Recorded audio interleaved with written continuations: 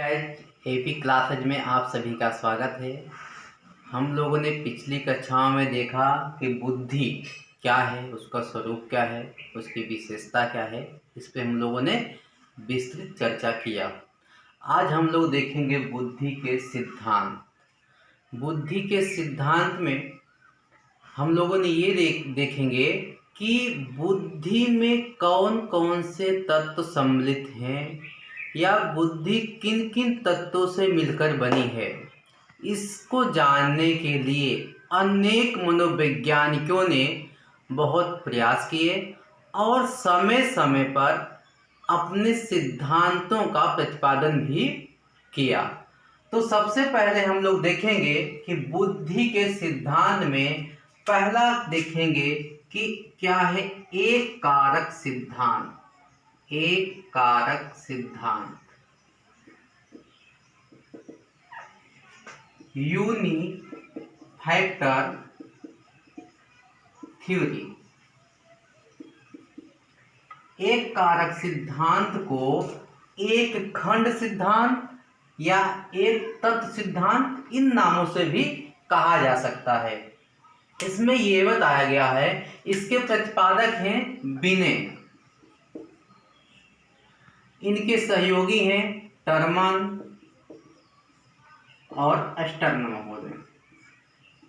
ठीक है, इन्होंने ये बताया कि जितनी भी मानसिक क्रियाएं हैं ये सभी को नियंत्रित करती हैं। कहा कि बुद्धि एक अविभाज्य इकाई है और यदि किसी में तीव्र बुद्धि तीव्र है तो किसी भी समस्या को वो अच्छे से हल कर लेगा, किसी में भी वो दक्षता को प्राप्त कर सकता है। कि बोले कि विभिन्न मानसिक क्रियाएं, बुद्धि व्यक्ति के कहाँ होती, मस्तिष्क में, यानी विभिन्न मानसिक क्रियाएं जो होती हैं उसके अंदर, ये विभिन्न मानसिक योग्यता तत्व जो है बुद्धि के तत्व हैं, इन्हें विभिन्न मानसिक योग्यताएं के रूप में बुद्धि कार्य करती है, इनका ये मानना है। इसके सिद्धांत प्रतिपादक कौन है, बिने, इनके सहयोगी स्टर्मन और स्टर्न हैं। ये बुद्धि बोले कि एक अविभाज्य इकाई है जो सभी मानसिक क्रियाओं को नियंत्रित करती है और विभिन्न मानसिक योग्यताएं के रूप में ये कार्य करती है। अब हम लोग देखेंगे कि बुद्धि का द्विकारक सिद्धांत, ये हम कर सकते हैं इसको टू फैक्टर थ्योरी।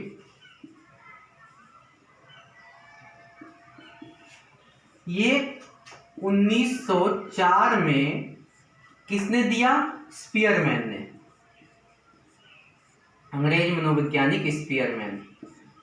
इन्होंने बताया कि व्यक्ति में जो बौद्धिक क्षमता होती है, जो बौद्धिक कार्य करने की क्षमता होती है, वो दो तत्व मिलकर कार्य करते हैं। उन्होंने कहा कि कार्य करने की क्षमता होती है उसमें कितने, दो तत्व मिलकर कार्य करते हैं, दो कारक होते हैं। तो कौन कौन से दो कारक बताए, एक बताया कि सामान्य कारक, ठीक है, जिसे कहते हैं जनरल फैक्टर। इसे जी से संबोधित करते हैं, जी कारक कहते हैं। और दूसरा बताया विशिष्ट कारक। दूसरा क्या, विशिष्ट कारक, जिसे स्पेसिफिक फैक्टर कहते हैं। इसे यश से संबोधित करते हैं, यश कारक। इन्होंने बताया कि जो सामान्य कारक होते ये जन्मजात होते हैं, यानी ये हर मनुष्यों में पाया जाता है। कोई भी कार्य करना हुआ, जो हम दैनिक कार्य करते हैं, उसमें हमारी क्या सामान्य बुद्धि लगती है, उसमें ज़्यादा हमें किसी भी चीज़ में ज़्यादा क्षमता, ज़्यादा बुद्धि की आवश्यकता नहीं होती है। हमें विषय भी पढ़ना है तो सामान्य बुद्धि होती है। जब कोई विशेष योग्यता रखते हैं तो वहाँ पर विशिष्ट कारक होता है। जैसे यह विशिष्ट कारक क्या होता है, यह वातावरण से वर्जित होता है। बालक की जिसमें रुचि रहेगी उस क्षेत्र में वह विशिष्ट कारक को प्राप्त कर लेगा। जैसे कोई बालक अगर गाना गाने में रुचि रखता है तो गायक हो जाता है, यानी उसकी उसमें रुचि हो तो विशेष कारक उसके अंदर आ जाता है। और संगीत, कला, ये सब चीज़ें उसमें आ जाती है। तो हम लोग ये देखेंगे जो इसको इस प्रकार से हम संबोधित कर सकते हैं इस चित्र के माध्यम से कि ये हो गए आपके सामान्य कारक, ठीक है, सामान्य कारक होंगे। और इसमें जो विशिष्ट कारक आपके हैं इस प्रकार से हम उन्हें चित्र के माध्यम से बना सकते हैं, बता सकते हैं। ये यस फैक्टर और ये जी फैक्टर, ये यस फैक्टर,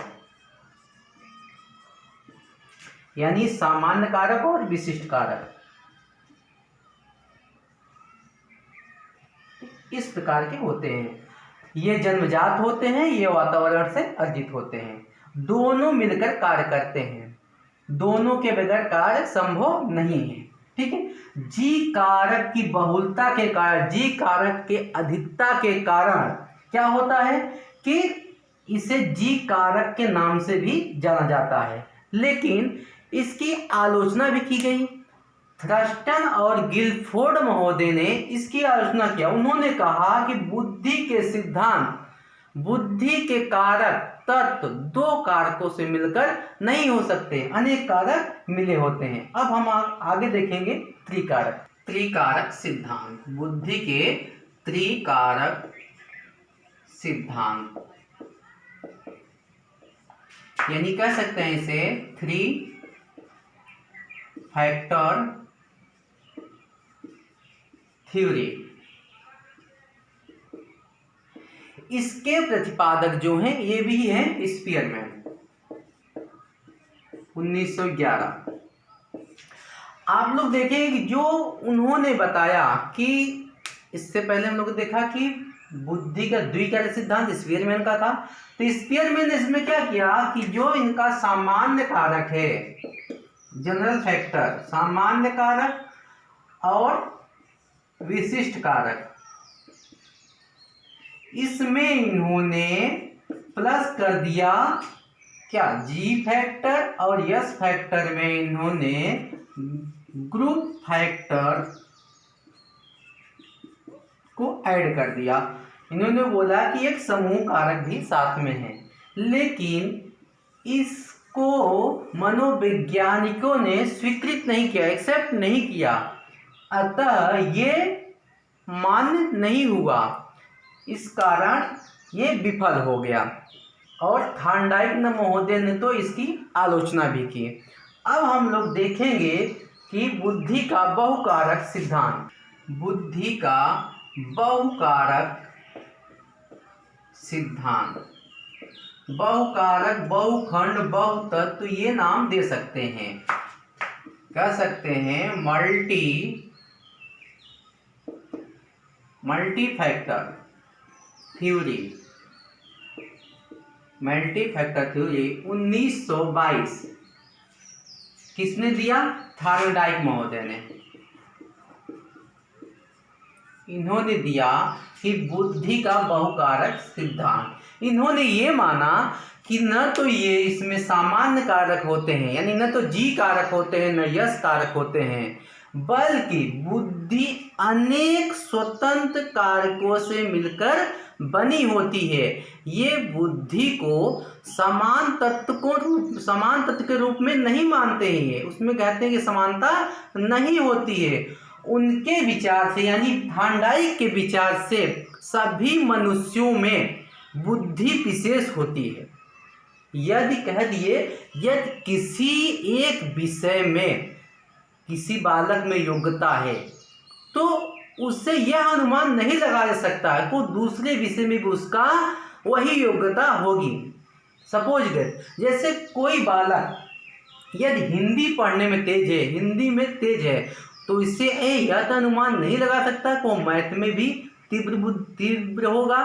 या यदि कोई बालक क्रिकेट खेलने में रुचि रखता है या क्रिकेट खेलने में निपुण है, तो इससे यह अनुमान नहीं लगा सकता वह वॉलीबॉल खेलने में भी निपुण होगा। उन्होंने कहा कि इस प्रकार का होता है कि बुद्धि में समानता नहीं पाई जाती है। और आप लोगों ने ये भी देखा कि थॉर्नडाइक महोदय ने बुद्धि के 3 प्रकार बताए थे, मूर्त, अमूर्त और सामाजिक, ये भी बताए थे। लेकिन क्या हुआ, बाद में ये बहुकारक सिद्धांत सिद्धि नहीं कर पाए। कई लोगों ने कहा कि बुद्धि में, किसी ने बताया कि 5 कारक होते हैं, किसी ने बताया 7 कारक होते हैं, किसी ने बताया 9 कारकों से मिलकर बनी है, और किसी ने बताया 120 तत्वों से मिलकर या 120 कारकों से मिलकर बनी हुई है। तो इसलिए अब हम लोग देखेंगे आगे की समूह कारक सिद्धांत। समूह कारक सिद्धांत ग्रुप फैक्टर थ्योरी थर्स्टन महोदय ने दिया है। थर्स्टन और कैली के नाम से जाना जाता है। 1946 में इन्होंने क्या कहा कि जो द्विकारक सिद्धांत स्पीयरमैन ने दिया, उन्होंने बताया कि सामान्य कारक और विशिष्ट कारक होते हैं, और द्विकारक सिद्धांत और बहुकारक सिद्धांत थॉर्नडाइक महोदय का, इन्होंने उन दोनों सिद्धांतों का खंडन किया और कहा कि बुद्धि 2 या कई नहीं, बुद्धि 7 प्रकार के तत्वों से मिलकर बनी है, 7 प्रकार के मानसिक योग्यताओं से मिलकर बनी है, जो विभिन्न प्रकार की क्षमता के परिचायक हैं। वो हम लोग देखते हैं। पहला उन्होंने क्या बताया कि आंकिक क्षमता, नंबेरिकल एबिलिटी, इसे हम यन से प्रदर्शित करेंगे। और ये कहा कि जो मतलब शब्दों को देखकर उनको समझने की क्षमता। और दूसरा देखा गया शाब्दिक क्षमता, वर्बल एबिलिटी, यानी शब्दों को देखकर उनके अर्थों को समझने की क्षमता। और स्थान संबंधी क्षमता यानी स्थानिक क्षमता, स्पेटियल एबिलिटी, यानी किसी स्थान में उपस्थित वस्तु को देखकर समझने की क्षमता। और शब्द प्रवाह की क्षमता, वर्ड फ्लुएंसी एबिलिटी, यानी शब्दों की गति को समझने की क्षमता। इसे हम वी से करेंगे और इसे यस से प्रदर्शित करेंगे, इससे डब्ल्यू से। और तार्किक क्षमता यानी तर्क करने की क्षमता, किसी वस्तु विषय में तर्क करने की क्षमता, रीजनिंग एबिलिटी, इसे हम आर से प्रदर्शित करेंगे। और स्मृति क्षमता यानी किसी पाठ वस्तु को याद करके लंबे समय तक उसे या स्मरण धारण रखने की क्षमता, वो ये है। और प्रत्यक्ष क्षमता यानी कह सकते हैं कि जो हम प्रत्यक्ष रूप से कुछ देखें, किसी भी परिस्थिति को देखकर उसे समझने पर, उसे देखकर और निर्णय लेने की क्षमता जो है वो प्रत्यक्ष क्षमता है।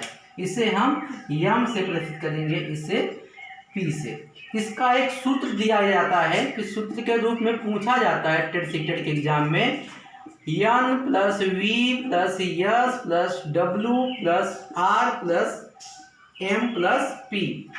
ये 7 जो हैं बुद्धि के तत्व हैं, थर्स्टन महोदय दिया। लेकिन बाद में 1950 में कैली महोदय ने 2 तत्व और इसमें जोड़ दिए, +2 यानी 9, बुद्धि के 9 तत्व, लेकिन 9 मानसिक योग्यताओं से मिलकर बुद्धि बनी है। आज के लिए बस इतना ही। अगले वीडियो में हम देखेंगे जो बाकी के सिद्धांत बचे हुए हैं। तब तक के लिए धन्यवाद।